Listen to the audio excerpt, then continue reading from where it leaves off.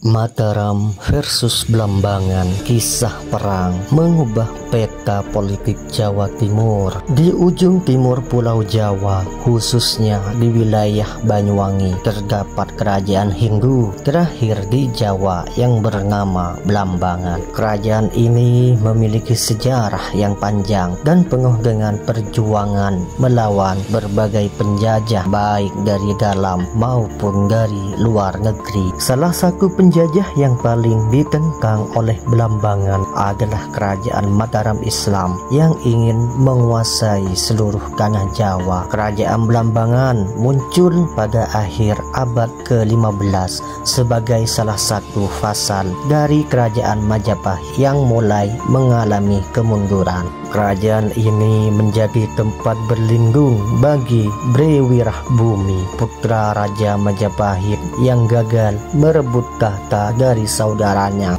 Brewirahbumi kemudian mendirikan kerajaan sendiri di Blambangan dengan nama Prabu Satmata. Setelah Majapahit runtuh pada awal abad ke-16, Blambangan menjadi kerajaan Hindu yang mandiri dan bertahan dari serangan-serangan dari kerajaan-kerajaan Islam yang bermunculan di Jawa seperti Demak, Pajang, dan Mataram. Blambangan juga menjalin hubungan baik dengan kerajaan-kerajaan Hindu di Bali seperti Gelgel, Buleleng, dan Mengwi.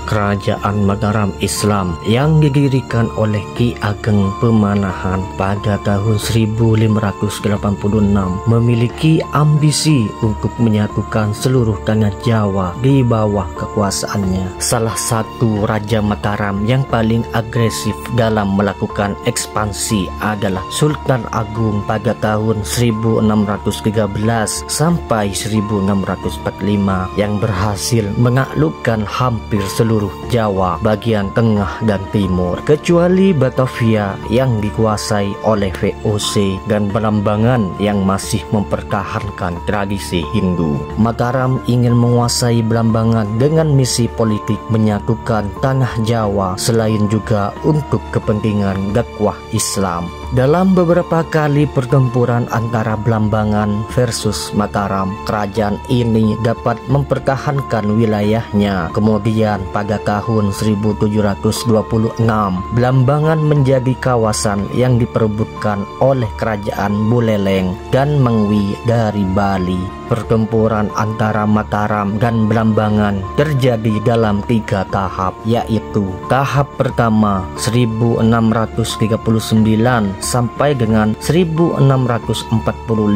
Sultan Agung mengirim pasukan besar untuk menyerang Blambangan dengan bantuan dari Madura dan Pasuruan. Namun pasukan Mataram mengalami kekalahan besar karena disergap oleh pasukan gabungan Blambangan dan Bali di daerah Baiman. Sultan Agung kemudian mundur dan memusatkan perhatiannya pada pengepungan Batavia. Tahap kedua pada tahun 1659 sampai dengan 1663, Amangkurat I, putra Sultan Agung, melanjutkan usaha ayahnya untuk menundukkan Blambangan. Ia mengirim pasukan yang dipimpin oleh Temenggung Wiraguna untuk menyerbu kerajaan tersebut. Pasukan Mataram berhasil menembus pertahanan Blambangan dan membunuh Panji Arungan, pemimpin perlawanan Blambangan. Namun Temenggung Wiraguna tidak ikut serta dalam pertempuran tersebut karena sakit dan meninggal beberapa hari kemudian. Pasukan Mataram juga tidak dapat mengendalikan wilayah Blambangan karena terus mendapat serangan balasan dari pasukan Bali. Tahap ketiga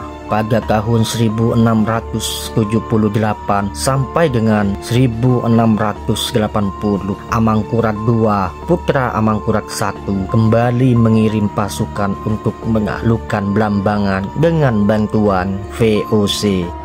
Pasukan gabungan ini berhasil mengalahkan pasukan Bali dan memasuki ibu kota Blambangan, yaitu Banyuwangi. Raja Blambangan yaitu Prabu Tawang Alun melarikan diri ke Bali dan meninggal di sana. Blambangan pun jatuh ke tangan Mataram dan VOC. Akhir dari pertempuran antara Mataram dan Blambangan memiliki dampak dan akibat yang signifikan bagi peta politik Jawa Timur, yaitu Blambangan menjadi wilayah yang dikuasai oleh Mataram dan VOC secara bersama-sama. Mataram mendapat hak atas tanah dan pajak, sedangkan VOC mendapat hak atas perdagangan dan pertambangan. Blambangan juga menjadi basis bagi VOC untuk mengintervensi urusan dalam negeri Mataram. Mataram mengalami kemunduran dan krisis akibat perang yang berkepanjangan. Kerajaan ini terpecah menjadi dua, yaitu Surakarta dan Yogyakarta, karena perselisihan antara Amangkurat II dan putranya Pangeran Puger.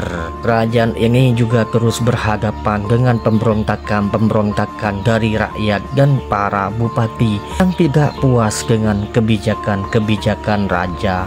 Blambangan menjadi saksi sejarah perjuangan rakyat Jawa Timur melawan penjajahan, dan ini menjadi simbol perlawanan sengit dan gigih terhadap dominasi Mataram dan VOC, menjadi tempat melestarikan budaya Hindu di tengah Islamisasi Jawa.